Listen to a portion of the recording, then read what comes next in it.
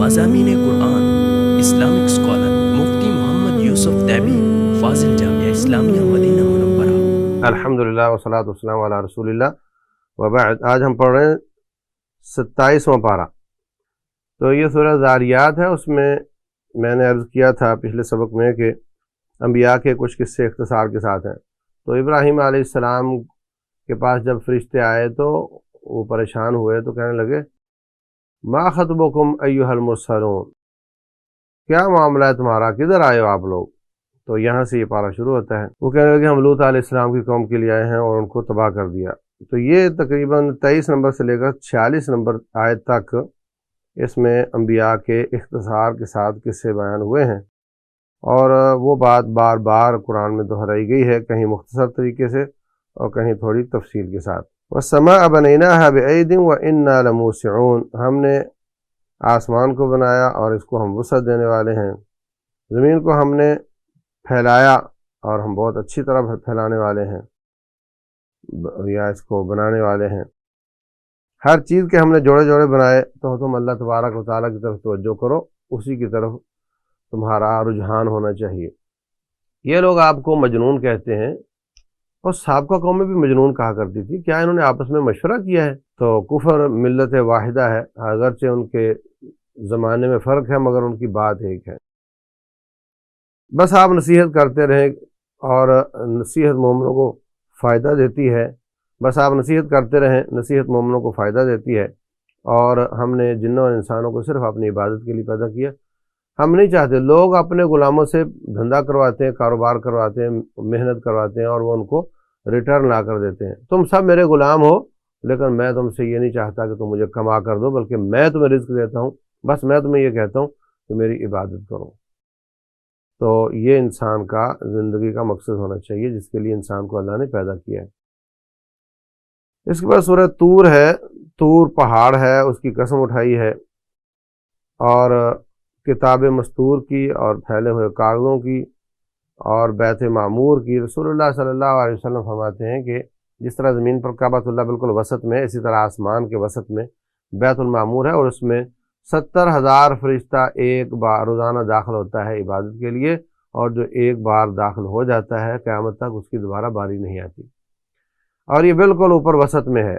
یہ دلیل ہے ان لوگوں کی جو کہتے ہیں کہ زمین بھی اتنی بڑی ہے جتنا آسمان ہے، اور یہ کہ زمین وہ گیند کی شکل نہیں ہے، کیونکہ بعض روایتیں، اب مجھے اس کی تحقیق یاد نہیں، کہ اذ وقع لو تقع لوقعت علیہ، یعنی بیت المعمور اگر گرے تو بیت اللہ کے اوپر گرے گا، اس حساب سے ہے وہ۔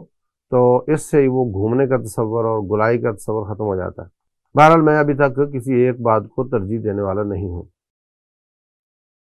اس کے بعد اللہ تبارک و تعالیٰ فرماتے ہیں تیرے رب کا عذاب واقع ہونے والا ہے، اس میں کوئی شک کی بات نہیں۔ پھر کچھ قیامت کی مختلف شکلیں، آسمان کیسے گھومے گا، زمین کیسے پہاڑ کیسے بھاگیں گے، اور ان لوگوں کو جہنم کی طرف دھکیلا جائے گا، اور کہا جائے گا یہ وہی جہنم ہے جس کا تم انکار کیا کرتے تھے، آخرت کا انکار کرتے تھے۔ اس کے بعد متقین کا تذکرہ ہے۔ متقین جنتوں میں ہوں گے، نعمتوں میں ہوں گے، اور اللہ فرمائے گا کھاؤ پیو، ان کے لیے پلنگ بچھے ہوئے ہوں گے، اور اللہ تعالیٰ ان کی شادی موٹی آنکھوں والی عورتوں سے کرے گا۔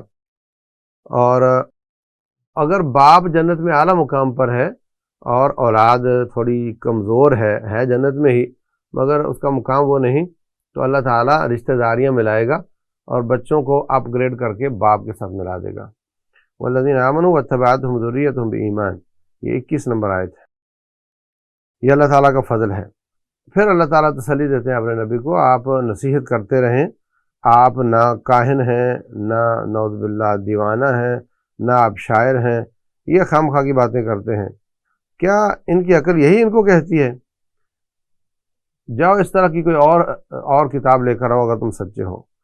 کیا ام خلقوا من غیر شیء ام هم الخالقون، کیا تمہیں کسی نے نہیں بنایا یا تم نے خود اپنے آپ کو بنایا ہے؟ یہ ملحدین کا جواب ہے۔ اس آیت کو یاد کر لو، 35 نمبر آیت ہے۔ فرمایا کیا تمہیں کسی نے نہیں بنایا یا تم نے خود اپنے آپ کو بنایا؟ اگر تمہیں کسی نے نہیں بنایا تو پھر تم نے اپنے آپ کو خود بنایا ہوگا، تو جب خود بنایا ہے تو پھر ایک اور بنا کر دکھا دو۔ تو یہ اللہ کی ربوبیت کا انکار کرنے والے ملحد کمیونسٹ ان سب کے لیے یہ آیت تلوار کی طرح ہے اور اس کا وہ جواب نہیں دے سکتے۔ حضرت عدی بن حاتم کہتے ہیں کہ جب نبی صلی اللہ علیہ وسلم ایک دن مغرب میں یہ صورت پڑھ رہے تھے اور جب یہاں پہنچے نا ہم خلقوا من غیر شیء ام هم الخالقون، تو میرا قریب تھا کہ سینہ پھٹ جائے، ایسی واضح دلائل ہیں اور ہم کہاں بھٹکے پھرتے ہیں۔ تو اسی سے اللہ تعالیٰ نے میرے دل میں ایمان ڈال دیا تھا۔ جو اللہ تبارک و تعالیٰ کے لیے کہتے ہیں اللہ کی نعوذ باللہ بیٹیاں ہیں، ان کا رد کیا گیا ہے۔ یہ کس وجہ سے مطلب آپ کی بات نہیں مانتے؟ کیا آپ ان سے پیسے مانگتے ہیں کہ یہ تاوان کے نیچے دبے ہوئے ہیں، یا ان کے پاس کوئی غیب کی خبریں آتی ہیں کہ آپ کے مقابلے میں جس کی وجہ سے یہ اڑے ہوئے ہیں، یا یہ آپ کے خلاف مکر کرتے ہیں؟ تو اللہ تعالیٰ بہترین تدبیر کرنے والا ہے۔ اے نبی آپ پریشان نہ ہوں، اگر آسمان سے ٹکڑا گر جائے نا تو علامت کے لیے آپ کہیں آسمان سے ٹکڑا گر جائے اور وہ گر جائے، یہ پھر بھی آپ کی بات نہیں مانیں گے، کہیں گے یہ تو بادل ہے۔ تو آج کل کے سائنسدان یہی کہتے ہیں، وہ کہتے ہیں یہ آسمان کوئی چیز نہیں ہے، یہ تو آنکھ کی حد ہے جہاں تک دیکھ سکتی ہے، انکار کرتے ہیں۔ اس کے بعد سورہ نجم ہے۔ سورہ نجم میں شروع میں اللہ تبارک و تعالیٰ نے ستارے کی قسم اٹھائی ہے۔ نبی صلی اللہ علیہ وسلم وہ گمراہ نہیں ہوئے اور راستے سے نہیں ہٹے، اور وہ تو اپنی مرضی سے بولتے ہی نہیں، وہ تو وحی ہوتی ہے جو آسمان سے کی جاتی ہے۔ رسول اللہ صلی اللہ علیہ وسلم کی 3 حیثیتیں ہیں۔ نمبر 1 بحیثیت انسان، نمبر 2 بحیثیت امیر المومنین، نمبر 3 حیثیت سید المرسلین امام الانبیاء خاتم النبیین۔ تو جو پہلی حیثیت ہے اس میں آپ وحی کا انتظار نہیں کرتے، مثلا آپ کا دل، آپ کو حاجت ہو رہی ہے واش روم جانے کی تو آپ وحی کا انتظار کریں، آپ کو گرمی لگ رہی ہے تو آپ قمیص اتار لیں، اس کے لیے وحی کا انتظار کریں، ایسا نہیں ہوتا۔ نمبر 2 امیر المومنین کے حساب سے، تو اس میں بھی اللہ نے فرمایا وَشَاوِرْهُمْ فِي الْأَمْرِ، ان سے مشورے کر کے فیصلے کریں آپ، تو آپ مشورے کر کے فیصلے کرتے ہیں، وحی کا انتظار نہیں کرتے۔ بدر کے قیدی مشورہ کر کے چھوڑ دیے تھے اور وحی آئی کہ ہمیں آپ کا فیصلہ منظور نہیں ہے، تو وجہ یہ تھی کہ وہ قیدی ہی جلدی پکڑ لیے گئے تھے، ابھی قیدی پکڑنے کا وقت نہیں آیا تھا، ابھی ان کی کمر نہیں ٹوٹی تھی، اس وجہ سے۔ تو مقصد یہ کہ مشورے سے آپ فیصلہ کرتے ہیں، وحی سے کیا ہوتا تو بعد میں اللہ تعالیٰ کی آیات نہ آتی۔ یہ دوسری حیثیت ہے۔ اور تیسری حیثیت ہے آپ کی بحیثیت نبوت اور رسالت، تو اس میں وما ينطق عن الهوى جیسے یہاں ہے، آپ کوئی بات خود نہیں کرتے بلکہ وہ وحی ہوتی ہے۔ تو اس کے بعد لقد رآہ نزلۃ اخری عند سدرۃ المنتہی، اس میں معراج کا تذکرہ ہے۔ نبی صلی اللہ علیہ وسلم نے جبریل امین کو سدرۃ المنتہی کے پاس اصل حالت میں دیکھا۔ حدیث میں آتا ہے کہ آپ نے نبی صلی اللہ علیہ وسلم کو 2 دفعہ اصل حالت میں دیکھا ہے، ایک جب دوسری وحی آئی ہے یا ایھا المدثر والی، اور ایک یہ معراج کی رات آپ نے ان کو، تو 600 پر تھے اور پورے آسمان پر اور کوئی چیز نظر نہیں آتی تھی، اتنے بڑے ہیں جبریل امین علیہ السلام۔ جہاں تک تعلق ہے کہ نبی صلی اللہ علیہ وسلم نے اللہ تعالیٰ کو اپنی آنکھوں سے دیکھا، تو حضرت عائشہ صدیقہ رضی اللہ عنہ اس بارے میں فرماتی ہیں، جس نے یہ کہا کہ آپ نے اللہ تعالیٰ کو آنکھوں سے دیکھا ہے تو اس نے بہت بڑا جھوٹ باندھا۔ تو اگلے جہان میں انشاءاللہ ہم بھی دیکھیں گے، وہ بھی دیکھیں گے، لیکن اس جہان میں اللہ تبارک و تعالیٰ کو کسی نے نہیں دیکھا۔ البتہ خواب کی حالت میں نبی صلی اللہ علیہ وسلم نے دیکھا ہے، رأیت ربی فی احسن صورہ، تو میں نے اپنے رب کو دیکھا، اور نبیوں کے خواب بھی وہی ہوتی ہے، تو وہ الگ کہانی ہے، لیکن حقیقت میں نہیں دیکھا۔ اس کے بعد اللہ تبارک و تعالیٰ فرماتے ہیں میری اجازت کے بغیر کوئی شفاعت نہیں کر سکتا۔ وَكَم مِّن مَلَكٍ فِي السَّمَاوَاتِ لَا تُغْنِي شَفَاعَتُهُمْ شَيْئًا إِلَّا مِن بَعْدِ أَن يَأْذَنَ اللَّهُ لِمَن يَشَاءُ وَيَرْضَىٰ، اس کی اجازت کے بغیر کوئی سفارش نہ کر سکتا ہے، اگر کرے بالفرض تو اس کی سفارش قبول نہیں ہوگی۔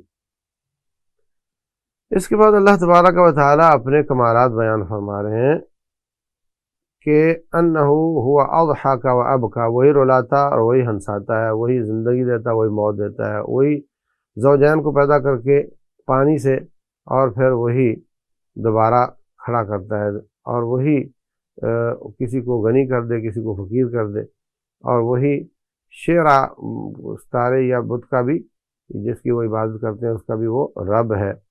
اسی نے عاد، سمود اور نوح علیہ السلام کی قوموں کو تباہ کیا ہے. تو یہ سب اللہ تبارک و تعالیٰ کے کمالات ہیں. اس کے بعد سورہ قمر ہے. قمر کا معنی چاند ہوتا ہے. نبی صلی اللہ علیہ وسلم سے کافروں نے کہا اگر آپ سچے ہیں تو چاند کو توڑ کر دکھائیں. تو آپ نے انگلی مبارک کی تو چاند ٹوٹ گیا، تو 2 ٹکڑے ہوا، پھر دوبارہ جڑ گیا. اس کا تذکرہ اللہ نے یہاں فرمایا. اقتربت الساعۃ وانشق القمر، یہ چاند کا پھٹنا یا ٹوٹنا یہ بھی قیامت کی نشانیوں میں سے ایک ہے اور وہ پوری ہو چکی. قیامت قریب آ گئی اور چاند ٹوٹ گیا. اب آپ ان پر اس کے بعد اب دلیل تو واضح ہے، ان کو مان جانا چاہیے تھا، نہیں مانے تو وَإِن يَرَوْا آیَةً يُعْرِضُوا وَيَقُولُوا سِحْرٌ مُسْتَمِرٌ، جو بھی آپ ان کو نشانی دکھائیں گے یہ کہیں گے جناب یہ تو جادو ہے. تو اس لیے آپ ان کی فکر نہ کیا کریں، بس آپ ان کو تبلیغ کرتے رہیں.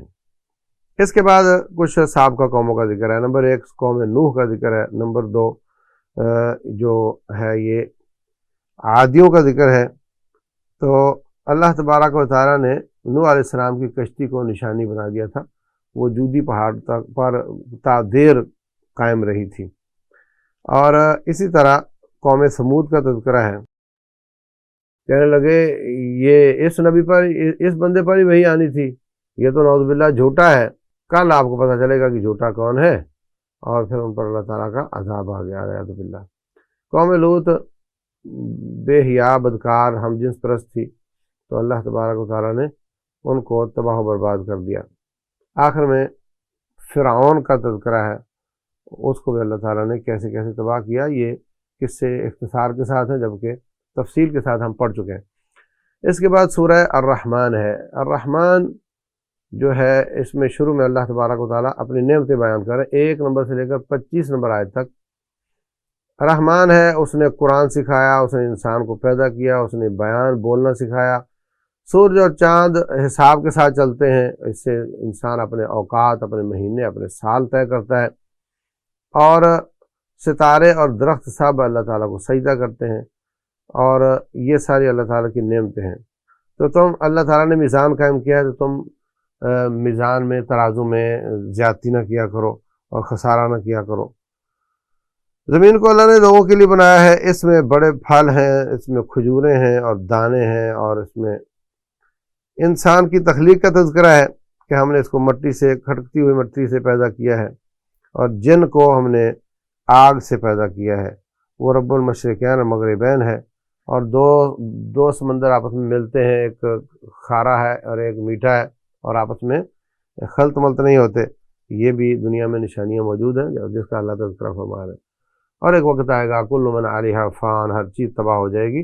وَيَبْقَى وَجْهُ رَبِّكَ، تیرے رب کا چہرہ باقی رہے گا. لفظی معنی مراد اگرچہ ذات ہے لیکن چہرے کا انکار ممکن نہیں. جو لوگ اللہ تعالیٰ کے چہرے کا انکار کرتے ہیں یہ آیت ان کے خلاف دلالت کرتی ہے. اے جن و انسان، اگر تم میرے زمین سے نکل کر بھاگنا چاہتے ہو تو بھاگ کر دکھاؤ. تم سب میرے قابو میں ہو، اور اللہ تعالیٰ سے اوور کنٹرول کوئی نہیں ہوا. اس کے بعد قیامت اور دوبارہ اٹھنے کا تذکرہ ہے.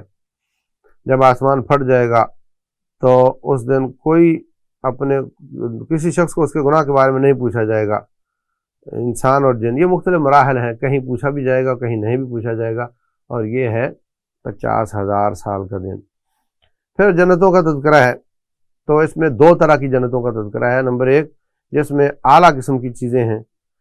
تو اللہ تبارک و تعالیٰ فرماتے ہیں وَلِمَنْ خَافَ مَقَامَ رَبِّهِ جَنَّتَانِ، جو اللہ کے سامنے کھڑا ہونے سے ڈر گیا اس کو ڈبل جنت ملے گی.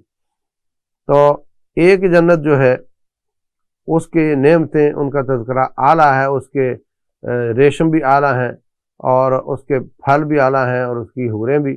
اور دوسری جنت وَمِن دُونِهِمَا جَنَّتَانِ، اس سے کم درجے کی بھی 2 جنتیں ہیں. تو یہاں پر ان کی نعمتیں تھوڑی ان سے کم طریقے سے بیان کی گئی ہیں. روٹین میں تو بظاہر ایک ہی جیسی لگ رہی ہیں لیکن ان کی کوالٹی کا فرق ہوگا. اس میں بھی حوریں ہیں، اس میں بھی حوریں ہیں. فرمایا کہ فیہما من کل فاکہۃ زوجان، ڈبل ہر طرح کے ڈبل پھل ملیں گے ان کو. تو اسی طرح فیہن قاصرات الطرف، ایسی لڑکیاں جن کی آنکھ کسی طرف اٹھتی نہیں ہے آپ کے سوا، اور ان کے پاس کوئی جن یا انسان نہیں گیا.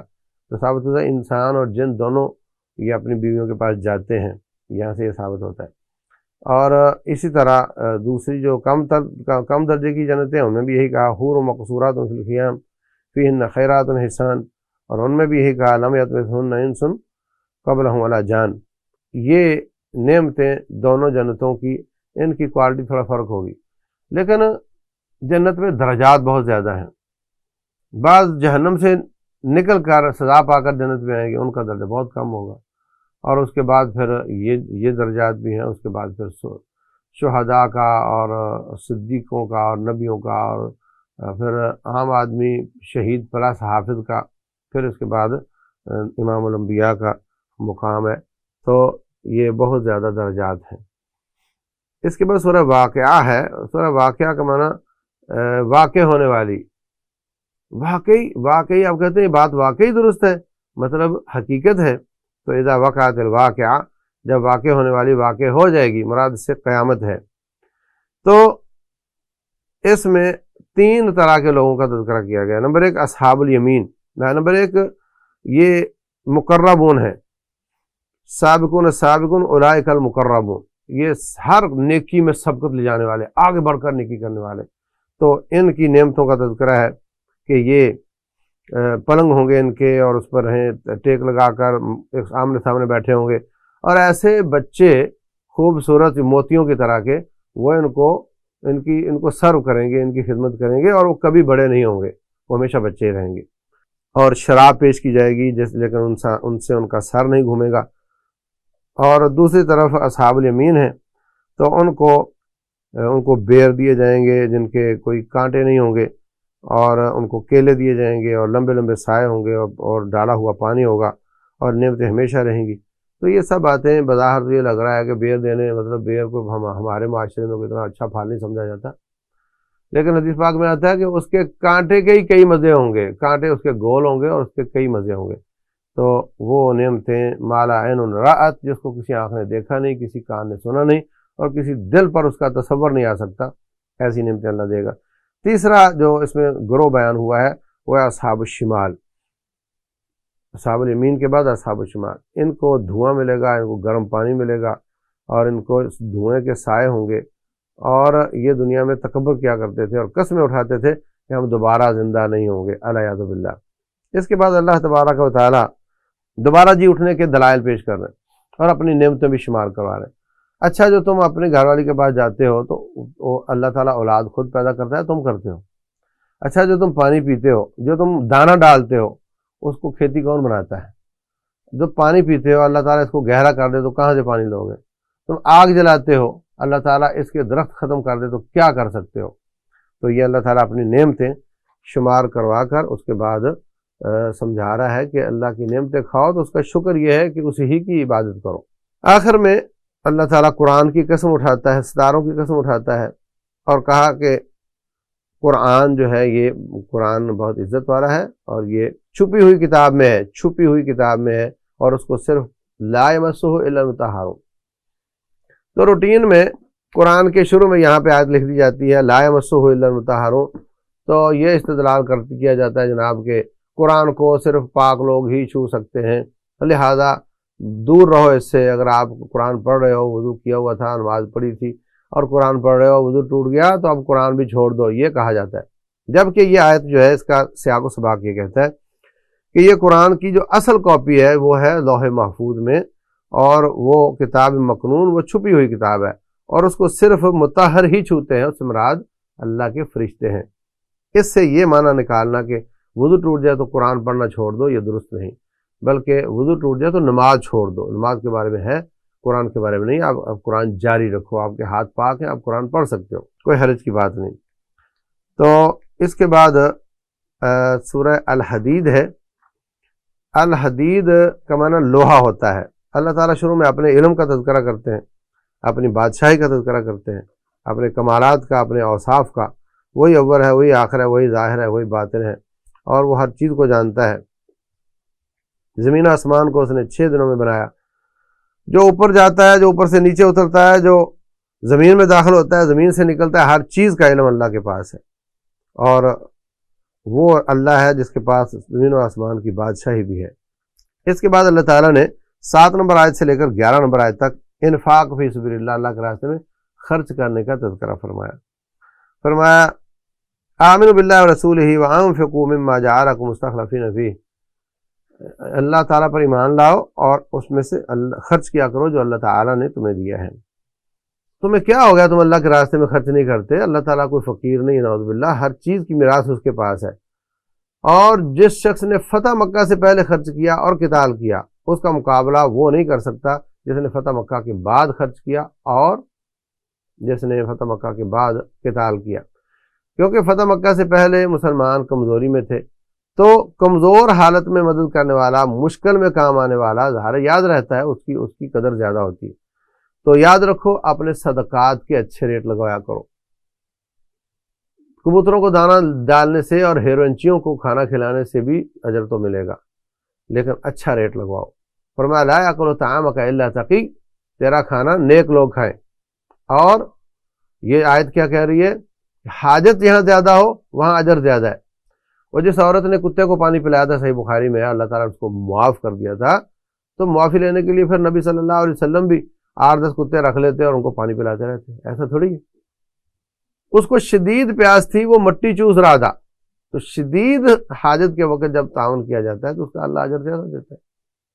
تو ہمیں جو لوگ جہاں شدید حاجت ہے وہاں صدقہ دینا چاہیے تاکہ ان کی حاجت بھی پوری ہو اور ہمارے صدقے کا ریٹ بھی اچھا لگے۔ کچھ لوگ ان کے والدین جیلوں میں سڑ رہے ہیں، کچھ کے شہید ہو چکے ہیں، کچھ کی بیوگان ہیں، جو عام لوگوں کو نظر نہیں آتے ہیں، تو ایسے لوگ جو جہاں عام آدمی نہ پہنچتا ہو، ایسی منڈی میں مال لے کر جاتے ہو اور جہاں عام لوگ نہ پہنچتے ہوں تو اچھا ریٹ لگتا ہے، تو آپ اپنے صدقے کو بھی ایسی منڈی میں لے کر جاؤ جہاں اچھا ریٹ لگے۔ اللہ عمل کی توفیق دے۔ اس کے بعد اللہ تعالیٰ نے قیامت کا تذکرہ کیا ہے کہ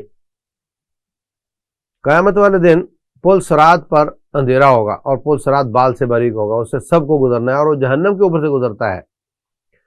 تو وہاں پر جو اچھے ایمان والے ہیں وہ آندھی طوفان کی طرح نکل جائیں گے، جو تھوڑے کم درجے والے وہ گھوڑے کی طرح گزر جائیں گے، تھوڑے ایمان والے دوڑنے والے کی طرح گزر جائیں گے، تھوڑے ایمان والے گرتے پڑتے گزر جائیں گے، لیکن جو منافق ہوں گے وہ وہاں کھڑے ہوں گے، ان کا مکالمہ بیان ہوا ہے۔ فرمایا یوم یقول المنافقون، یہ 12 سے 15 نمبر آیات ہیں۔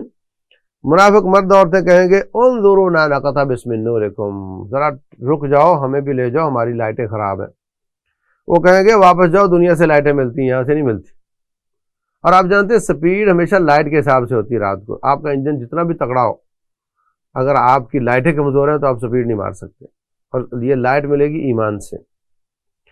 تو ابھی باتیں چل رہی ہوں گی، وہ کہیں گے ہمیں لے جاؤ، منت کر رہے ہوں گے، وہ کہیں گے ہم نہیں لے کر جاتے، تو اللہ تعالیٰ بیچ میں ایک دیوار حائل کر دے گا، جس کا ایمانوں کی طرف جو حصہ ہوگا اس میں رحمت ہوگی، اور جو منافقوں کی طرف اس کا حصہ ہوگا اس میں اللہ کا عذاب ہوگا، الیاذ باللہ۔ تو اپنے نور کی فکر کر لو بھائیو، یہاں پر اپنا ایمان بڑھا لو۔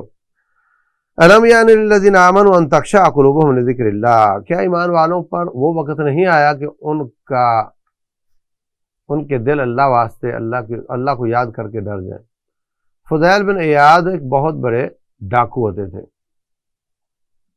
وہ کسی گھر ڈاکہ ڈالنے گئے تو وہ آدمی تہجد میں یہ آیت پڑھ رہا تھا، تو یوں لگا جیسے فضیل کو کہ جیسے اللہ مجھے کہہ رہا ہے، اسی طرح الٹے قدموں واپس آئے، توبہ کر لی، حرم پاک چلے گئے، عبادت رو رو کر توبہ کی، اور آج ان کو لوگ فضیل کے نام سے یاد نہیں کرتے، ان کو امام عابد الحرمین کے نام سے یاد کرتے ہیں۔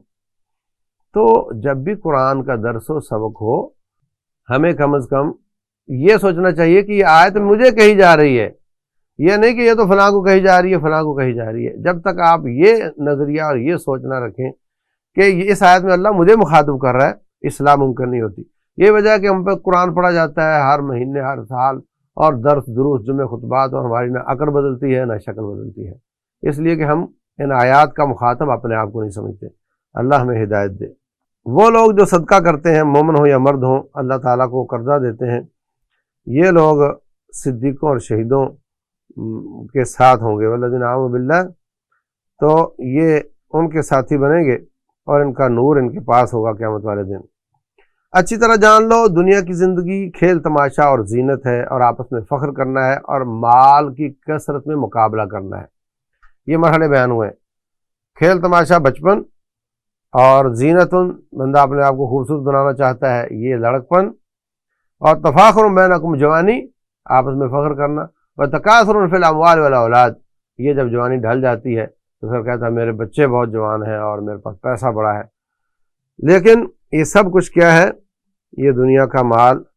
فرمایا کمثل غیث اعجب الکفار نباتہ، ایسے جیسے انسان دنیا میں رہتا ہے اور جس طرح کھیتی اگاتا ہے، وہ پیلی ہو جاتی ہے تو انسان سفید ہو جاتا ہے بال، اور پھر انسان مر جاتا ہے، کھیتی کٹ جاتی ہے، وہ بھی تنکے بن جاتی ہے، یہ بھی مٹی بن جاتا ہے۔ وفی الآخرۃ عذاب شدید، لیکن انسان کے لیے یا شدید عذاب ہوگا یا اللہ کی بخشش اور رحمت ہوگی۔ تو یہ دنیا میں کھیتی کی مثال دے کر، وہ بھی پانی کی بوند سے اگتی ہے، یہ بھی، اور وہ بھی آتا ہے تو دنیا خوش ہوتی ہے، یہ بھی، اور وہ پیلا ہو جاتا ہے، یہ سفید ہو جاتا ہے۔ یہ سارا مثال دے کر سمجھایا ہے کہ آخرت میں تمہیں دوبارہ جانا ہے، اور اپنے مرحلے کو یاد رکھو تم کس مرحلے میں ہو، اور اس میں اللہ تعالیٰ کو بھولنا نہیں ہے بلکہ آخرت کو یاد رکھنا ہے۔ بلکہ مقابلہ کرو جنت کی طرف، اللہ تعالیٰ کی بخشش کی طرف، ایک دوسرے کے مقابلے میں دوڑ لگا دو، ایسی جنت جس کی چوڑائی زمین آسمان جیسی ہے۔ تمہیں کوئی بھی مصیبت آتی ہے زمین میں یا تمہارے جانوں میں، وہ اللہ نے پہلے سے لکھی ہوتی ہے، اس لیے پریشان نہیں ہونا۔ ہم نے آپ سے پہلے رسول بھیجے تھے بینات دے کر، اور ان کو میزان دیا تھا، اور ان میں تاکہ وہ انصاف کریں، اور ہم نے لوہا نازل کیا تھا تاکہ لوگ اپنا دفاع کر سکیں۔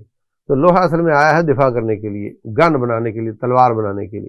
یہ وہ آیت ہے جس وجہ سے سورت کا نام سورہ الحدید ہے۔ اس کے بعد انبیاء کا ہلکا ہلکا قصہ بیان کیا گیا ہے، جیسے نوح علیہ السلام، ابراہیم علیہ السلام، وَلَقَدْ أَرْسَلْنَا نُوحًا وإبراہیم وَجَعَلْنَا فِي ذُرِّيَّتِهِمُ النُّبُوَّةَ وَالْكِتَابَ، ان کی اولاد میں ہی ہم نے نبوت اور کتاب رکھی ہے۔ پھر عیسیٰ آئے اور موسیٰ آئے، اور پھر ان کے بعد تو وَجَعَلْنَا فِي قُلُوبِ الَّذِينَ اتَّبَعُوهُ رَأْفَةً وَرَحْمَةً، حضرت عیسیٰ کی جو ماننے والے ہیں ان کے دلوں میں ہم نے رحمت ڈالی ہے، اور رہبانیت انہوں نے خود ڈال لی تھی ترک دنیا، لیکن بعد میں اس پر پورا نہیں اتر سکے۔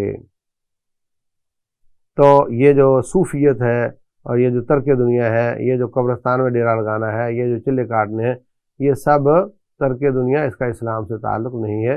نہ عیسائیت کی رہبانیت سے اس کا اسلام سے تعلق ہے، عیسائیت سے تعلق ہے، اور نہ اس صوفیت کا جو سو کالڈ ہے اس کا تعلق اسلام سے ہے۔ تو اسلام میں ایسا کچھ نہیں ہے۔ نبی صلی اللہ علیہ وسلم شادیاں بھی کرتے رہے، اچھے کپڑے بھی پہنتے رہے، خوشبو بھی لگاتے رہے، اور اللہ کی عبادت بھی کرتے رہے۔ واللہ اعلم۔ اس کے ساتھ ہی ہمارا یہ پارہ ختم ہو جاتا ہے۔